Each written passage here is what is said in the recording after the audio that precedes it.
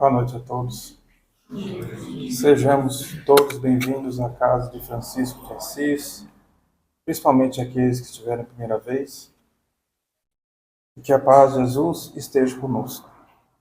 Então, inicialmente, gostaríamos de ler uma pequenina mensagem no livro Minuto de Sabedoria, que diz assim: procure corrigir com calma aqueles que erram, e saiba relevar as imperfeições dos outros, da mesma forma que espera a compreensão dos outros para com seus. A vida é um intercâmbio de boa vontade mútua, em que recebemos aquilo que damos. Dê tolerância e receberá compreensão e amor, tornando-se a sua vida um paraíso sem dores nem sofrimentos.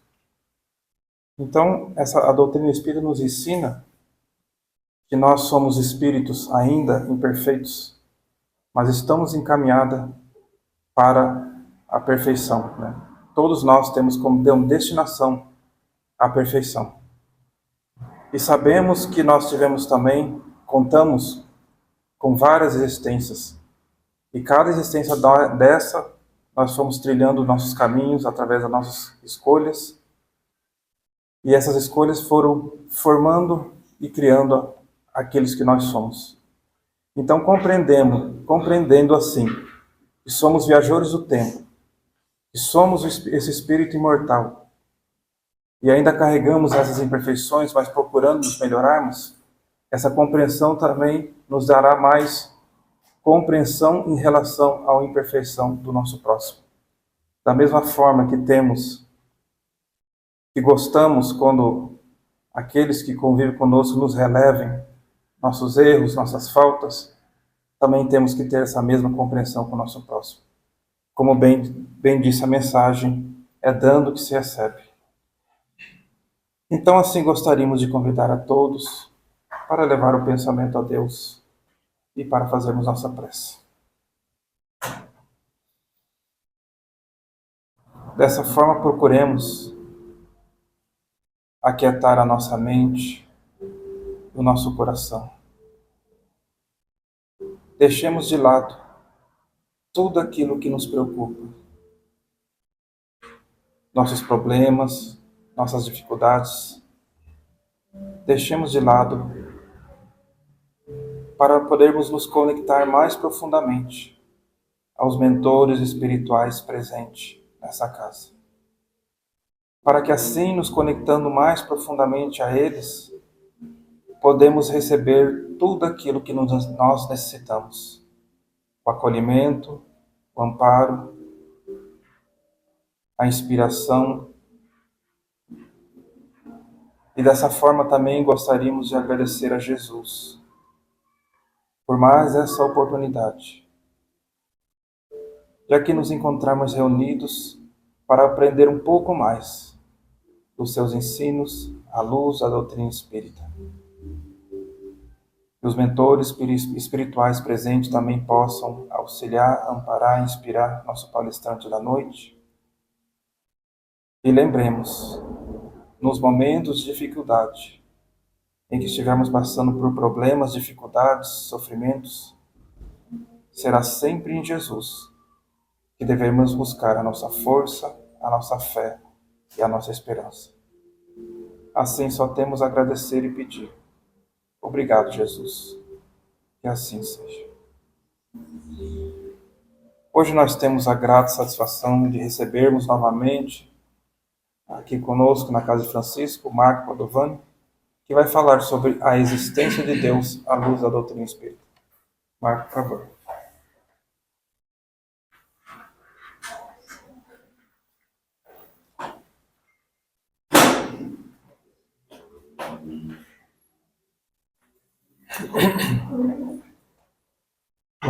Boa noite a todos.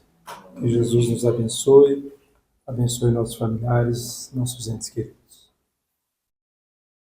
Eu quero dizer que esse tema, a existência de Deus, ele, para mim, foi inspiração após a leitura deste livro, O Grande Enigma, de Leon Denis. Quando eu li esse livro, que fala de Deus, eu mesmo percebi que como era vaga, como era imprecisa, a minha própria convicção, a minha própria ideia de Deus. Eu percebi que eu estava muito distante de Deus e que por falta de reflexão, de estudo, de meditação. A gente fala de Deus no dia a dia, até por brincadeira, né? E tomara que o meu negócio dê certo, graças a Deus deu certo. Falamos o nome de Deus em vão, em brincadeiras, né? A gente fala que Deus te abençoe, mas não tem uma cognição, um raciocínio quando se fala essa palavra. Quando eu falo Jesus te abençoe, eu me conecto a Jesus porque eu penso nele, né? A gente tem essa ideia. Mas quando eu falo Deus, era muito vazia. E este livro me mostrou que é possível a gente se aproximar muito de Deus. Ele se revela a cada momento diante de nós. Então eu achei muito válido a gente compartilhar isso com cada um, né? Usando a razão, né? Não é usando qualquer tipo de conhecimento, a nossa razão, a nossa lógica. Firmar a nossa convicção com Deus pela razão, pelo sentimento, né? Porque essa inteligência superior que governa todo o universo, né? Tudo que se encontra em perfeita e absoluta ordem, harmonia, né? Tudo em equilíbrio. Que Deus é a fonte, né, de amor infinito e também de onde emana toda a providência divina para nós e para o universo. Então, partindo dessa proposta, nós vamos diretamente o que diz Leon Denis, que ele fala assim: levantar e engrandecer a ideia de Deus, desembaraçá-la das escórias em que as religiões e os sistemas a têm envolvido. Tal é a missão do espiritualismo moderno. Então isso me chamou a atenção, porque a ideia de Deus hoje é humanizada. Deus é como um humano, está lá na Capela Sistina. Deus no quadro, apontando o dedo, criando, né? O homem evoluiu, mas lá atrás, Deus trovão, Deus não sei o quê. E ainda a gente tem aquela ideia de um Deus sentado, né? Um velhinho barbudo. Não, isso não tem nada a ver com a realidade. E a doutrina espírita, em particular, a gente tem que destacar que é a única doutrina, a única religião que enfrenta essa questão mesmo e nos traz subsídios reais de formar nossa convicção e nos aproximar de Deus verdadeiramente. Da mesma forma, Leon Denis vai nos dizer que se tantos homens são ainda incapazes de ver e compreender a harmonia suprema das leis, dos seres e das coisas, é que a alma deles não entrou ainda, pelo senso íntimo, em comunicação com Deus. Aí está o link que vai nos conectar com Deus. É íntimo, é sentimento, né? É pureza de coração, é autoconhecimento, é conhecimento das leis superiores da vida, das leis morais. Então, e esse processo, né, de conhecer através da alma, quanto mais pureza a nossa alma tiver, mais Deus deixa de ser abstrato, ele passa a ser real. Né? E a doutrina espírita, né, já começa no livro dos Espíritos, na questão número 1. Né, 1019 questões. Questão número 1, Allan Kardec se dirige aos espíritos superiores e pergunta o que é Deus. Não quem é Deus. Né? Como se quem é uma pessoa. Ele foi muito sábio na pergunta, perguntando o que é Deus. E os espíritos superiores vão nos dizer que Deus é a inteligência suprema, causa primária de todas as coisas.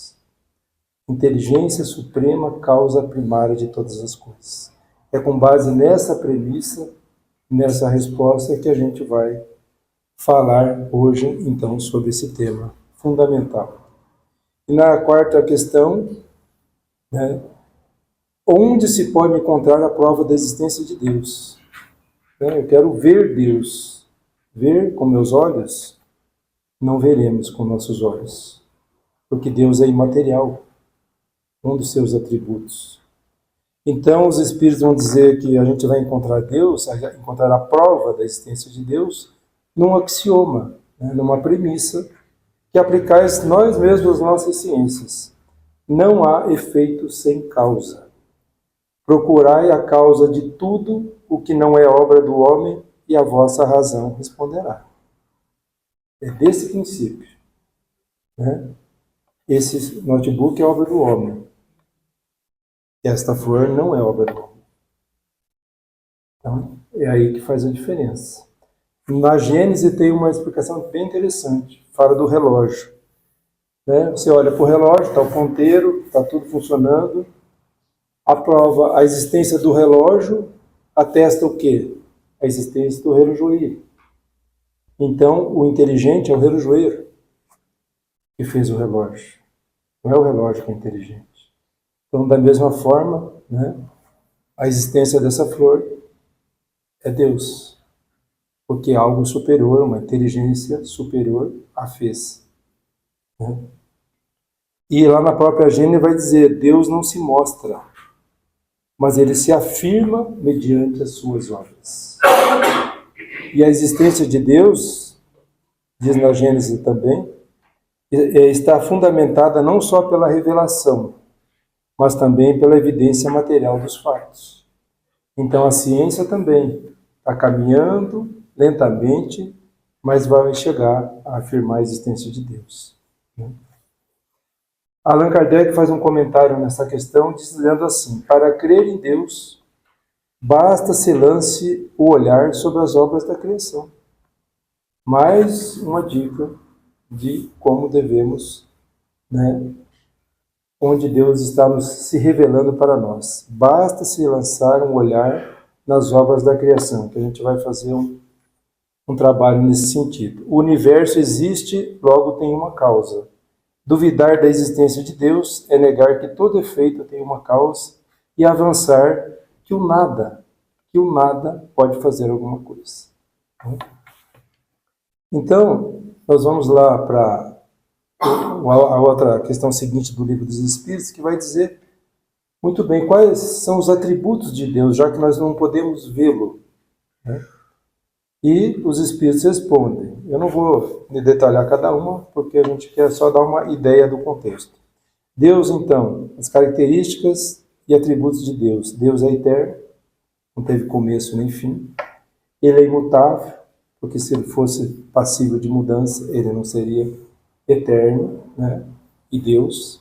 Ele também é imaterial, por isso que a gente fala, eu quero ver Deus, vou morrer, vou chegar, eu vou ver. A gente pensa em olhar, né, com nossos olhos. Ele é único, porque se ele tivesse um concorrente, né, como as religiões, algumas falam, que Deus concorre, né, com Satanás, por exemplo. Então não seria Deus, se teria um outro concorrente com ele. Ele é onipotente, ou seja, poder absoluto, sem o que também não teria essa grandeza. E é soberanamente justo e bom. É onde a gente vai entender também a questão aqui da dor, né, onde ela se encontra. Então, aqui seriam os atributos de Deus. O livro Consolador é um livro de perguntas e respostas feito a Emmanuel, o Espírito Emmanuel. É perguntado na questão 17, né, só para a gente ter uma ideia, como são considerados no plano espiritual os conhecimentos atuais da física na Terra. Como que lá no mundo espiritual está vendo nós aqui o estudo da física. E olha que interessante. Ele vai dizer que as noções modernas da física, isso em 1940, tá, gente? 1940. Esse li este livro. As noções modernas da física aproximam-se cada vez mais do conhecimento das leis universais, em cujo ápice repousa a diretriz divina que governa todos os mundos. Ele fala também que os sistemas envelhecem, né? E o progresso vai modificando por novas concepções. E ele fala, a exemplo da própria matéria, porque ele fala que do átomo, né? Teve um momento, em 1938 até lá, o átomo, a matéria não era divisível. Em 1938, né, um experimento descobriu-se que o átomo é divisível e que dentro dele tem energia, tem elétrons, tem prótons, né? Então, Emmanuel fala que estudos recentes da matéria vos fazem conhecer que os seus elementos da matéria se dissociam pela análise e que o átomo é divisível. Então ele começa a mostrar como que a ciência está também mudando e que o que é interessante aqui é o que ele fala no final. Com o tempo, as fórmulas acadêmicas se renovarão em outros conceitos da realidade transcendente, né? E os físicos da Terra, olhem bem, os físicos da Terra não poderão dispensar Deus de suas análises. Ou seja, mais cedo ou mais tarde, né? Porque a ciência a física chega num ponto e que ela para, ela não tem explicação. E ela evolui e para, mas não tem explicação. Então ela vai ter que chegar um dia para admitir Deus, mas pelo conhecimento das leis universais. Da mesma forma, na questão 18, é perguntado para Emmanuel, onde o ponto imediato de observação para que a física reconheça a existência de Deus? Qual que é o ponto onde a física vai reconhecer a existência de Deus? Ele fala desde o ponto inicial de suas observações. A física é obrigada a reconhecer a existência de Deus em seus divinos atributos, porque não tem escapatória, sabe? Ele fala, por exemplo, que a física é regido, né, por leis precisas. Ela diz, né, que o universo é regido por leis precisas e também constantes, com equilíbrio e harmonia. Isso a física fala, né? Só que o cosmo, a ciência moderna, recorre a quê? Como ele fala ali, ó, a mecânica, o movimento, a energia, a força, né? O Emmanuel está falando. E o que diz então? Que para descrever o cosmo, a ciência moderna recorre a modelos matemáticos sofisticados, o que é verdade, né? Espaço, tempo, a mecânica, a física quântica. A gente não ouve falar muito de física quântica. Porém, o que ele diz? Mas a física quântica também chega num ponto, só que ela não, mas sempre parte de um ponto em que precisa admitir a sua condição inicial. Da mesma forma, a cosmologia. A cosmologia diz que o universo teve início lá no Big Bang. Porém, ela não diz como esse evento aconteceu. E Emmanuel diz então que se a gente remontar à origem, conhecendo as leis do universo, a gente vai chegar a Deus. Essa inteligência suprema, causa primária de todas as coisas. Está ali, ó. Só na inteligência divina encontraremos a origem de toda a coordenação e de todo equilíbrio, razão pela qual, nas suas questões mais íntimas, a física da Terra não poderá prescindir da lógica com Deus.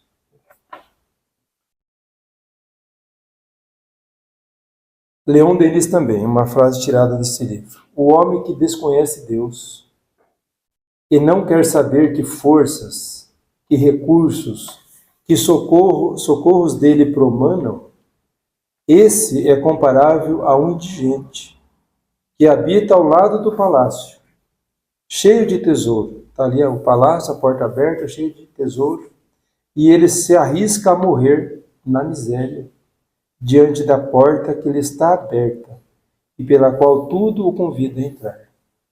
Então ele deixa a dica, né, que para nós Deus está nos nossos olhos, se revela a cada momento. Então a gente tem que buscá-lo, se conectar com ele, para não passar a vida como um indigente, né? com um palácio ali cheio de riqueza para o nosso espírito, para o nosso progresso, e a gente perder a existência.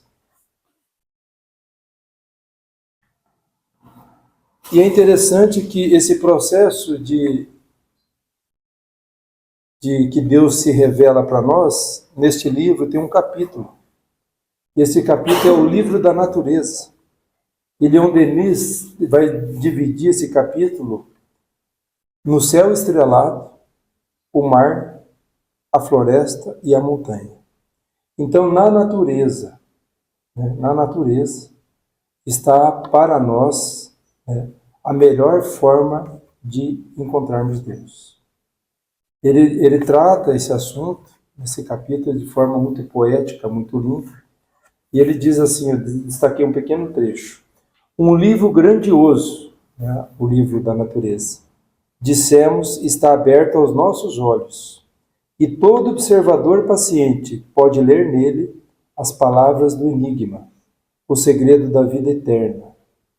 Aí se vê que uma vontade, Deus, dispôs a ordem majestosa em que se agitam todos os destinos, se movem todas as existências, palpitam todos os corações. Então, qual que é a ideia? É a gente entrar nesse livro da natureza, utilizando hoje dos recursos que a gente tem, das novas tecnologias.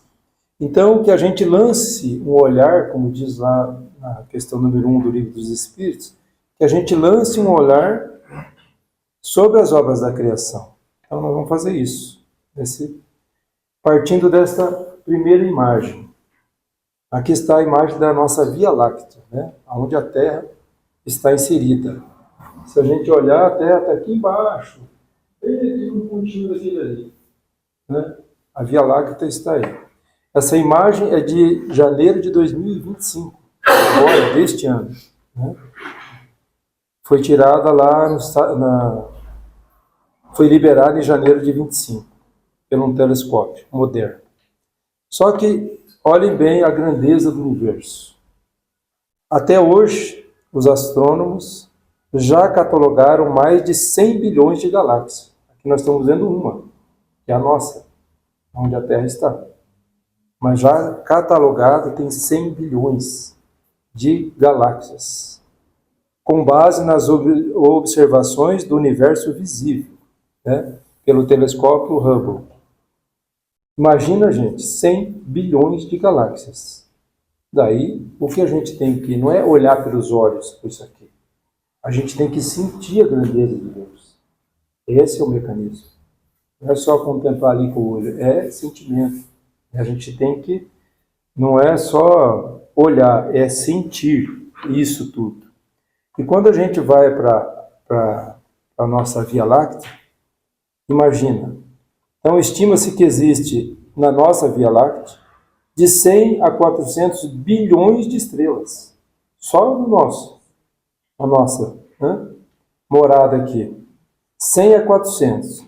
Em todo o universo, existem 2 trilhões de galáxias. E cada uma dessas galáxias tem, em média, 100 bilhões de estrelas. Então, tem a conta aqui que está na ciência hoje. Você pode ir lá na IA, pode ir lá fazer qualquer pesquisa. Fazendo a conta, significa que tem 2 trilhões de galáxias vezes 100 bilhões de estrelas, ou significa que a gente tem esse número laranja, que chama-se 200 sextilhões de sóis. Ou seja, um universo infinito que merece a nossa meditação, merece a nossa observação, para entender que o nada não pode criar isso de forma harmônica. Amanhã, se vocês entrarem no celular e ver que hora vai nascer o sol, vai dizer que amanhã, dia 15, vai nascer o sol às 7 horas e 4 minutos. Por quê? Porque é tudo perfeito, é tudo harmônico, é tudo equilibrado. E tem que ter uma inteligência. A razão nossa nos convida a pensar numa inteligência superior. E essa inteligência é Deus. Aqui, Diz Leon Denis para nós, o universo se desvenda aos nossos olhos, à proporção que a nossa capacidade de compreender as suas leis se desenvolve e engrandece. Lenta é a incubação das almas sob a luz divina. É lenta. Só que essa compreensão, né, esse universo vai se desvendar para nós, esse Deus vai se revelar para nós à medida que a gente compreender as suas leis. As leis morais da vida, a lei de destruição, a lei de conservação, a lei de progresso, a lei de adoração, está lá no Livro dos Espíritos. À medida que a gente se aprofundar e compreender as leis, você vai ver que Deus se revela nessa flor, no teu irmão que está ao seu lado, na criança que nasce, no sol que nasce, no céu estrelado, no mar, na criança sorrindo, tudo é Deus. No pássaro, tudo tem uma inteligência que o criou. E olha que interessante, quando o homem foi a primeira vez para a Lua, né, o Gene German foi o comandante da missão, e ele foi o último homem a caminhar na Lua e deixar as pegadas lá. Mas quando ele chegou aqui na Terra, ele deu uma entrevista e olha o que ele falou para a gente. A NASA nos preparou meticulosamente para cada aspecto de ir à Lua. Preparou tudo, todas as situações para ele chegar na Lua foi preparado. Mas não nos preparou para o que significaria deixá-la. Quando ele chegou aqui, o que ele contemplou lá de cima, vendo a Terra, vendo os planetas, vendo toda aquela grandeza, isso mexeu com ele, mexeu com todos, aliás, e ele falou que para isso a NASA não os preparou. Por quê? Porque houve um impacto espiritual, né, e na própria existência deles, por ver a perfeição, por começar a enxergar Deus. Né? Alguns astronautas passaram a refletir mais profundamente sobre o sentido da vida, sobre Deus, sobre o papel da humanidade no universo. Por que nós estamos nesse planetinha tão pequeno, no meio dessa grandeza? Eles começaram a pensar nisso. Então a viagem à Lua mexeu com as crenças e os valores. Só que hoje nós não precisamos ir lá para a Lua para sentir Deus, para contemplar o que eles contemplaram. Está ao nosso alcance, muito ao nosso alcance. Se a gente ler esse livro, você vai perceber que está muito. Eu confesso, eu estava muito longe de Deus, mas muito. Eu pensava em Cristo, mas um vago muito grande quando eu pensava em Deus. Hoje eu começo a pensar diferente. Né? Mas tem que trabalhar isso na gente, essa convicção. Indo, né, ele falou que o céu estrelado, e ele fala que o oceano também, né, e é um outro ecossistema incrível, né, extraordinário. O oceano é o ecossistema mais diverso, porém é o menos explorado na Terra. 80% dos mares e oceanos ainda não foi explorado pelo homem. Espécies marinhas já descritas, né, tem em torno de 240 a 250 mil espécies marinhas. E estima-se, entre as descobertas e não descobertas, que há no oceano 1 milhão a 2 milhões, né, de espécies marinhas. E os mais ousados falam em 10 milhões de espécies, sem contarmos com os micro-organismos. Então, se a gente pensar no mar, todo esse ecossistema funcionando, o equilíbrio que tem dos peixes, né? A forma que tudo está em harmonia. Se a gente pensar em tudo isso, olhar essa tartaruga apenas, a gente vai perceber que tem que ter algo superior, alimentando, amando, cuidando de tudo isso. E Leon Denis vai nos dizer então, o mar é um grande regenerador. Sem ele, a terra seria estéril e infecunda. Em seu seio se elaboram as chuvas benéficas. Todo o sistema de irrigação do globo, a ele, ao mar, se deve o nascimento. Sua efusão da vida é sem limites. Esta grande força salutar, embora áspera e selvagem, atenua nossas fraquezas físicas e morais. Pelo perpétuo perigo que apresenta, o mar é uma escola de heroísmo. Comunica ao homem suas energias, dá-lhe o pensamento, o caráter, esse modo sério, recolhido, esse conselho particular de calma e de gravidade que caracteriza as populações costeiras.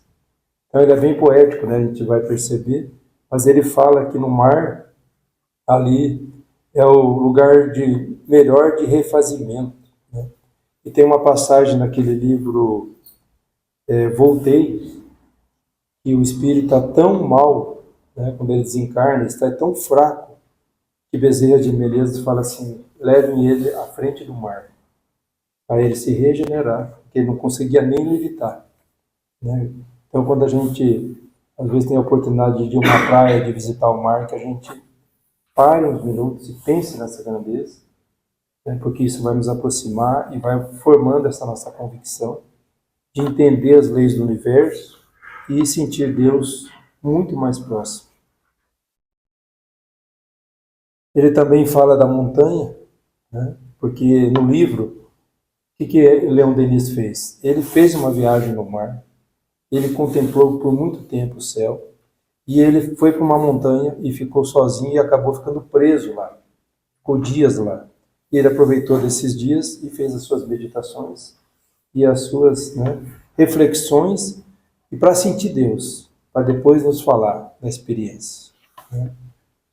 Então, Leon Denis vai nos dizer assim, a montanha é uma Bíblia, dizíamos, cujas páginas apresentam um sentido oculto, um sentido profundo.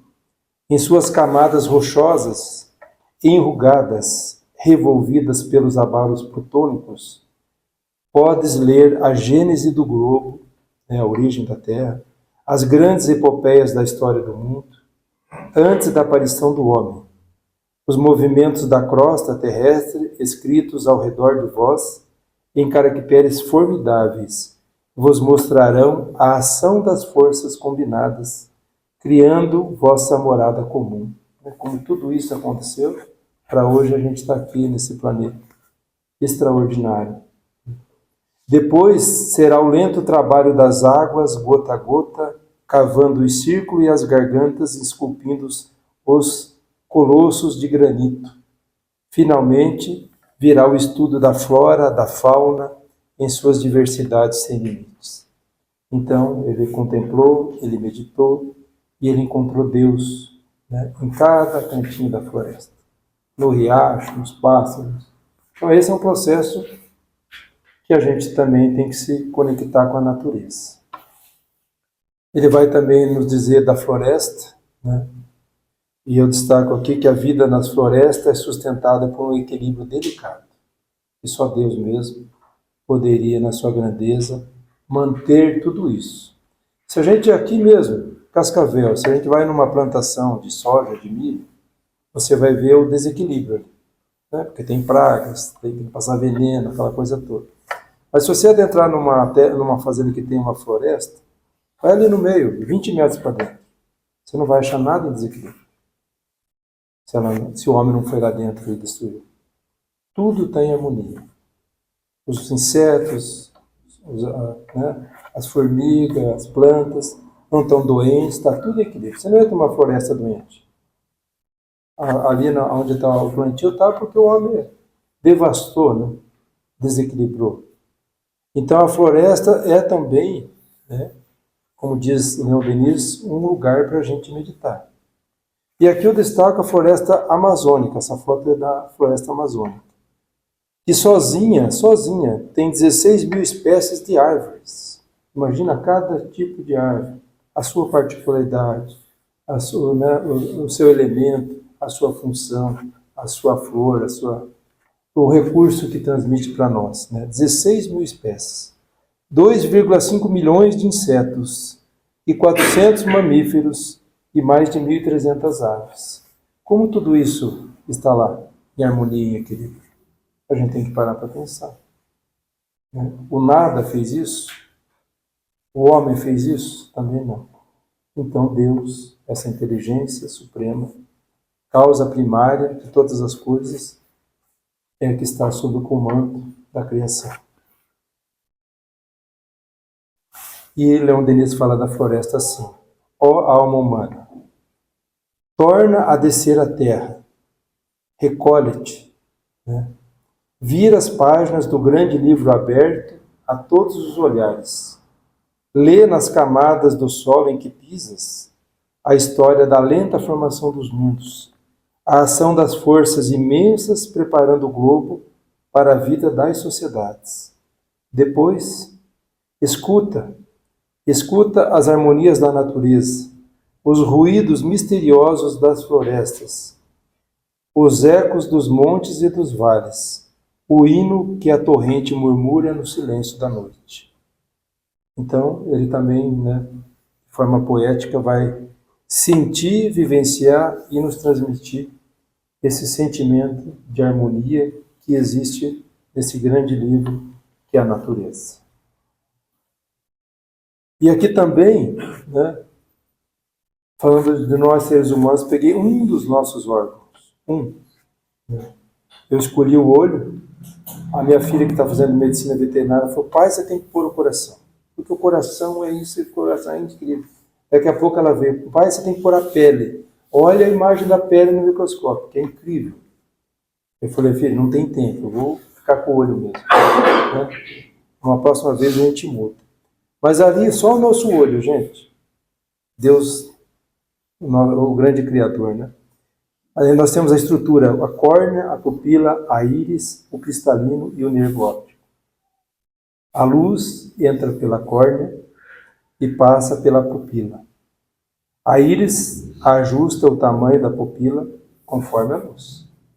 A luz atravessa o cristalino, que muda de forma para focar. A imagem chega à retina, que converte a luz em impulsos elétricos. O nervo óptico leva essas informações ao cérebro, que decodifica e vê a imagem. Esse processo todo está ali, ó. O olho humano percebe cerca de 60 quadros por segundo. Enquanto eu estou aqui, eu vejo 60 quadros por segundo em condições normais.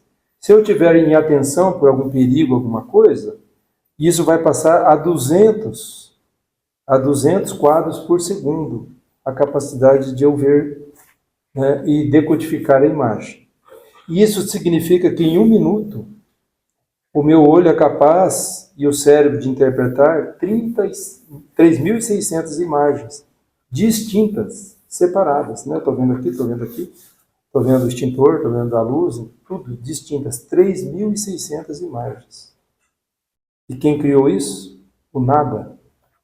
Então a gente tem muitas coisas em nós mesmos para perceber, sentir Deus. A criação, a perfeição, a harmonia, a grandeza. A gente tem que fazer dar esse tempo, para pensar mais em Deus. A gente estuda a doutrina, mas passou despercebido. O quanto Deus estava do meu lado, comigo, e eu não percebi. Agora a gente está querendo trabalhar isso e senti-lo. E o melhor mecanismo é a observação, a reflexão, e formar essa convicção com base no que a doutrina espírita nos permite, nos ensina, porque com o tempo, à medida que a gente for se purificando a alma, a gente vai se aproximando mais. Porém, a gente pode fazer isso desde já. Não deixar a existência passar,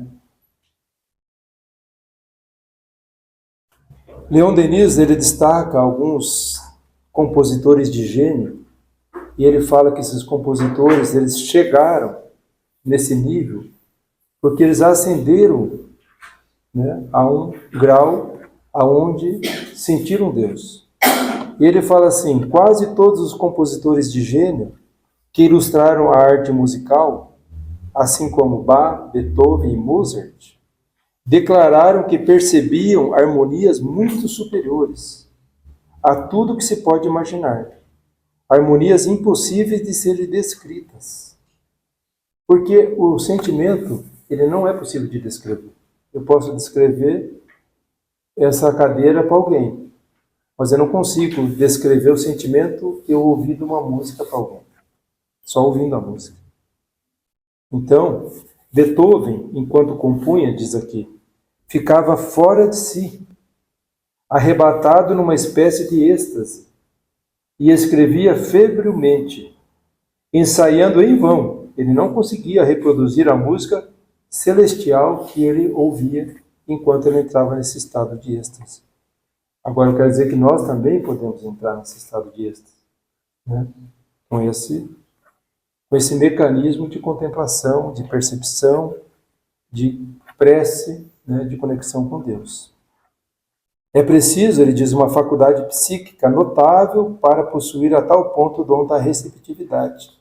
Essa nossa conexão com Deus e a recepção dele, dessa toda energia e deslumbramento. Né?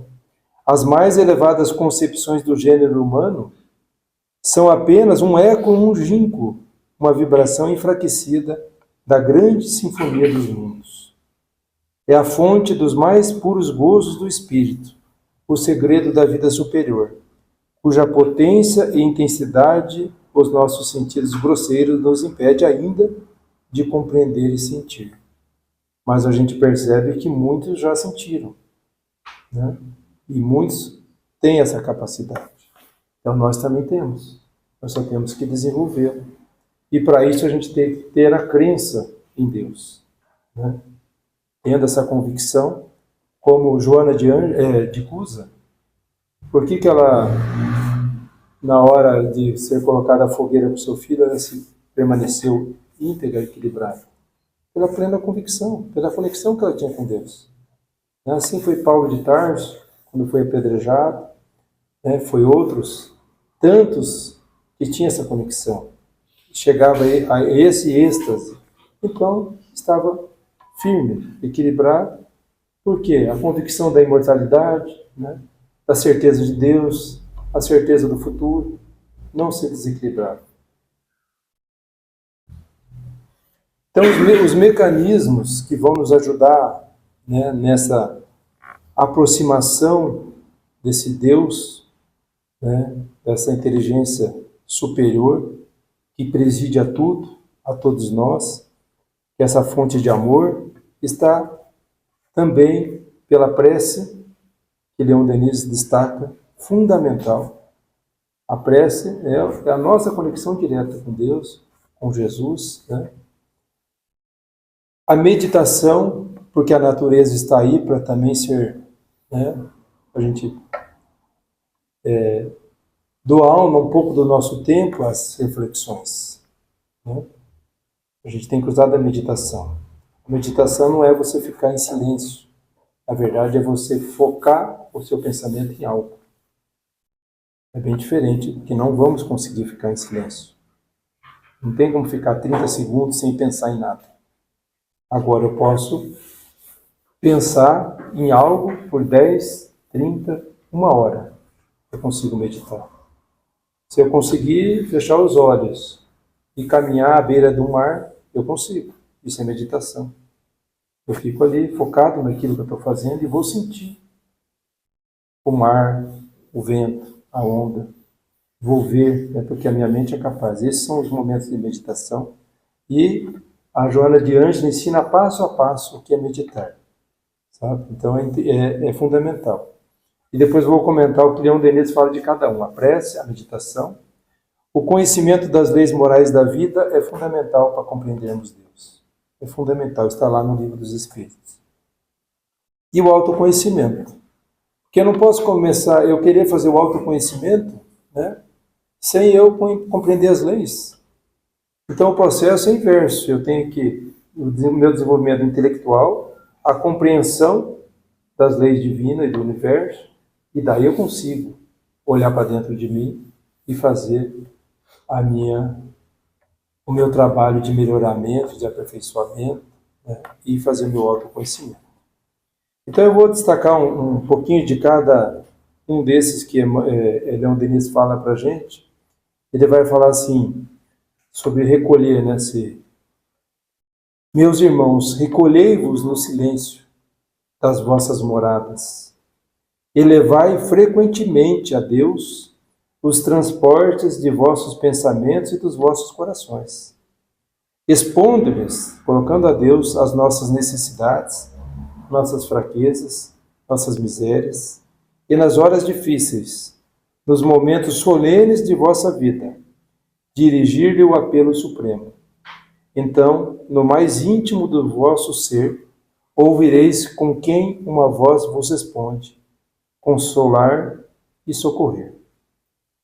Essa voz vos penetrará de uma emoção profunda, fará talvez brotar vossas lágrimas, mas levantar-vos-eis fortalecidos e confortados.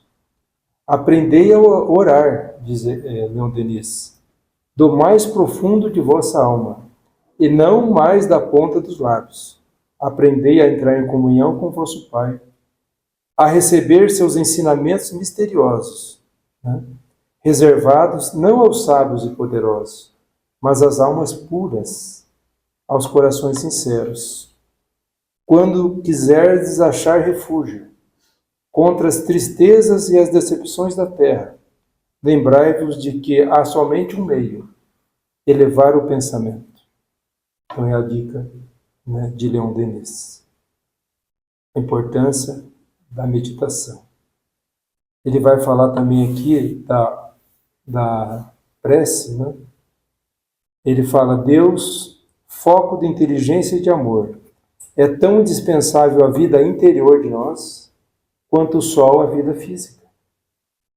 Olha bem, né? A planta precisa do sol e a nossa vida íntima precisa de Deus. Deus é o sol das almas. É dele que emana essa força, às vezes de energia, pensamento, luz, que anima e vivifica todos os seres. Pela comunhão de pensamento, pela elevação da alma a Deus, produzem uma penetração contínua. Ali como a gente falou de Beethoven, né? Uma fecundação moral do ser, uma expressão gradual das potências nele encerradas. Falamos aqui da prece. A prece é a forma, a expressão mais potente da comunhão universal. Veja que a ressalva. A prece é a expressão mais potente da comunhão universal. Pela verdadeira prece, a prece improvisada, aquela que não comporta fórmulas, a alma se transporta a regiões superiores. Aqui que eu falo que é possível, né? Pela nossa oração sincera, a gente se transportar a essas regiões superiores. E lá vamos unir forças, luzes, encontrar apoio que não podem conhecer, nem compreender aqueles que desconhecem Deus. Ele vai também nos falar aqui dessa imersão, né? Ele fala assim: tudo revela e manifesta a presença de Deus. Tudo quanto na natureza e na humanidade canta e celebra o amor, a beleza, a perfeição, tudo que vive e respira é mensagem de Deus. E quantas mensagens passou despercebido, né? As forças grandiosas que animam o universo proclamam a realidade de uma inteligência divina.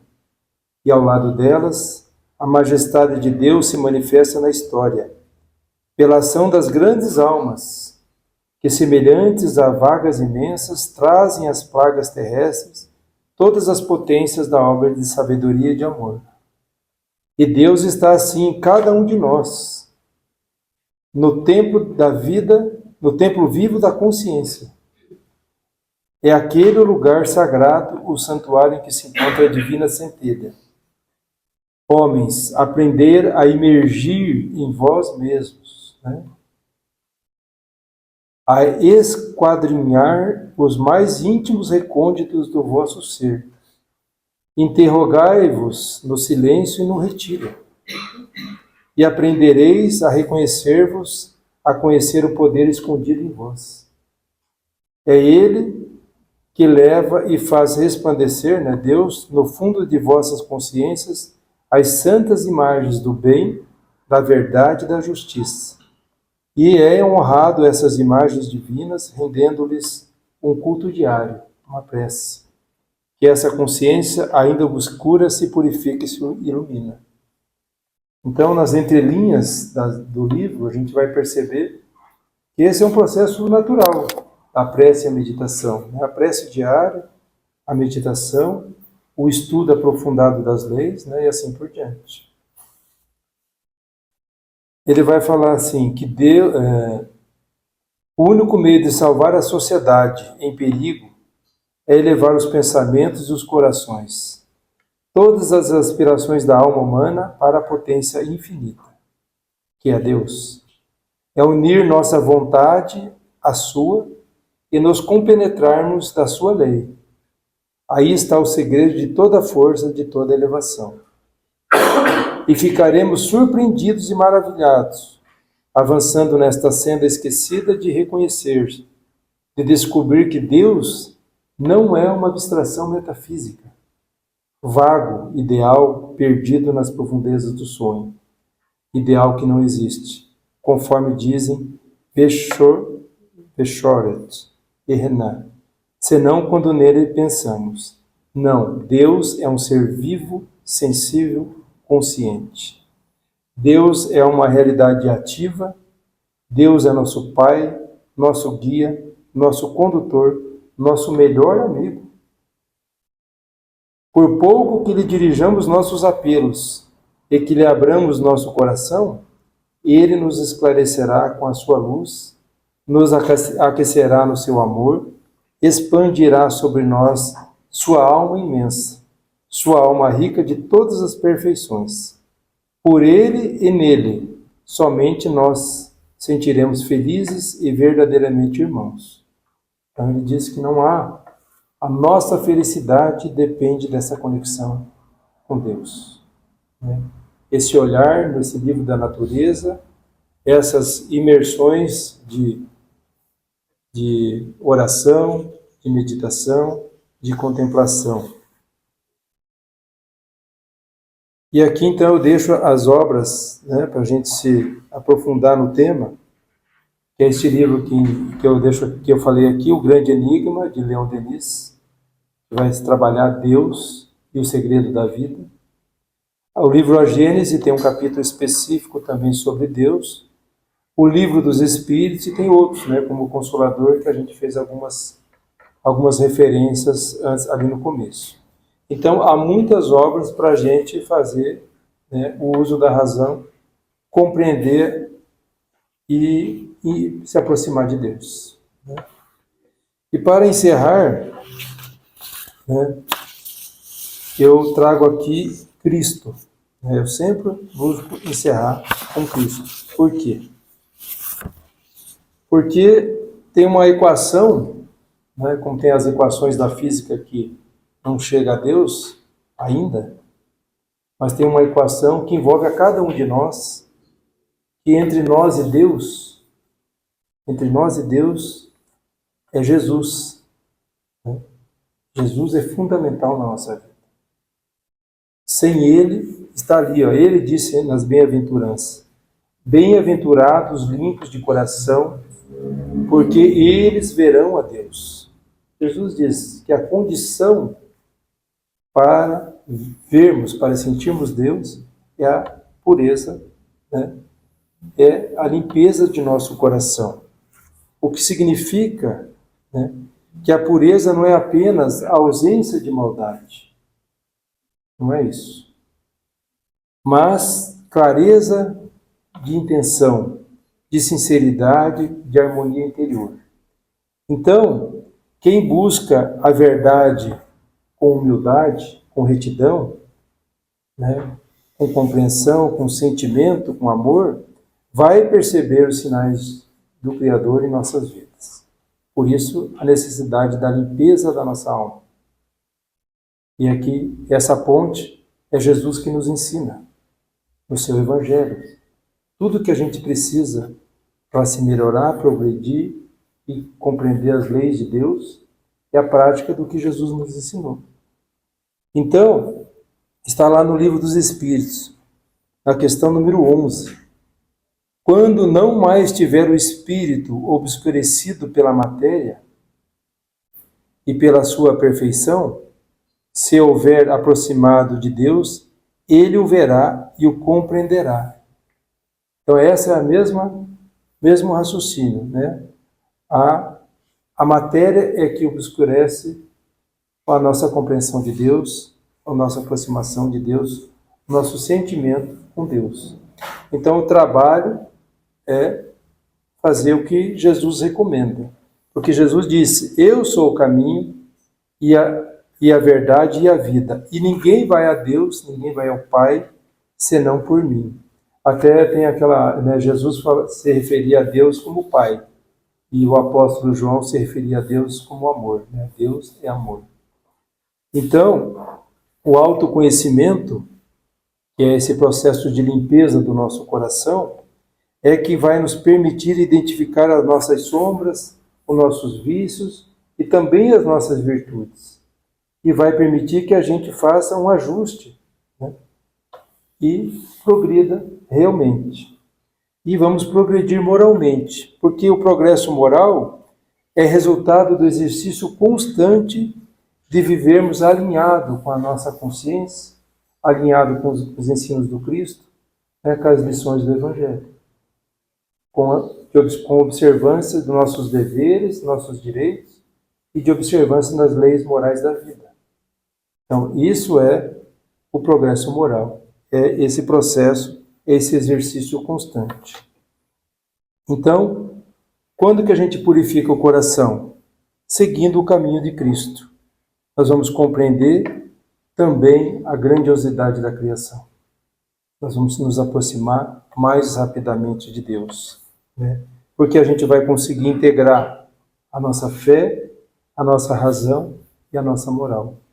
E aí essa grande equação se fecha, né?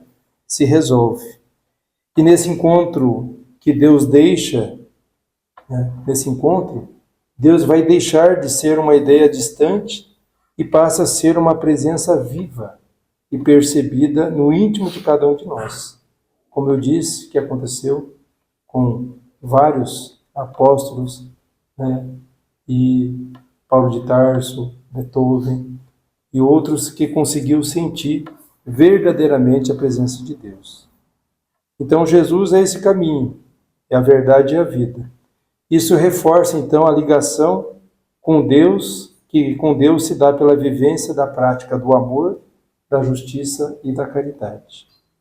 Então nós vamos concluindo dizer que a ciência moderna ela revela assim para nós hoje já um universo ordenado por leis precisas e interdependentes, né?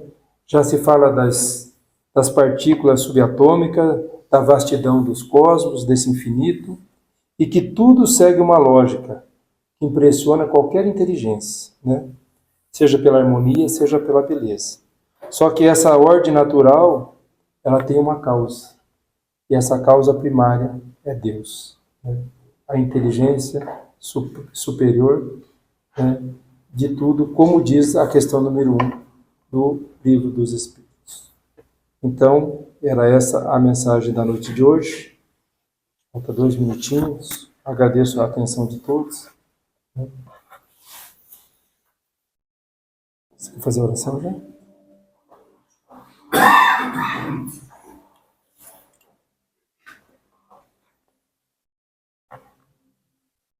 Então, eu convido a todos para a nossa oração de encerramento. Vamos elevar o nosso pensamento a Deus Pai, de infinito amor e de bondade, que aqui falamos na noite de hoje. A Jesus, nosso Mestre, nosso amigo, nosso governador, que nos conduz nessa existência. aos benfeitores da humanidade, que por todos os cantos semeiam o bem e o progresso, e também, em particular, a cada um ao seu anjo da guarda. Vamos agradecer pela nossa vida, agradecer pelo dia de hoje, pela nossa família, pelo nosso lar, pelo trabalho, pela saúde. Agradecer pela doutrina espírita e pelo Evangelho de Jesus, que consegue ampliar o nosso discernimento para enxergar a grandeza da vida, para enxergarmos que somos seres imortais, que estamos todos envolvidos nesse infinito amor que emana indistintamente para todo o universo. Agradecer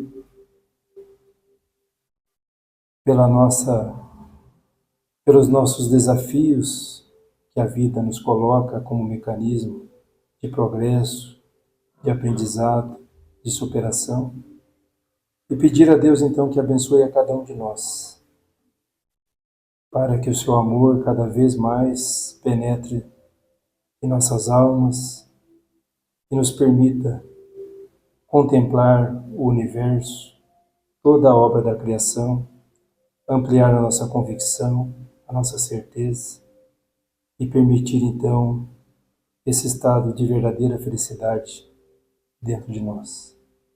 Rogamos a Deus, a Jesus, que estenda essas bênçãos aqui recebidas a cada um de nós, para todos os nossos familiares, para os nossos entes queridos, para aqueles que o nosso pensamento esteja nesse momento buscando, e para todo o nosso planeta, que ainda é tão carente e que precisa conhecer o Cristo e sentir Deus para implantarmos de vez aqui na Terra o reino divino. Agradecemos por fim a espiritualidade amiga que aqui está nos amparando, nos intuindo e nos inspirando. Que possamos retornar aos nossos lares mais leves, mais alegres, mais otimistas, mais perseverantes e convictos que estamos mais próximos de Deus. Assim seja.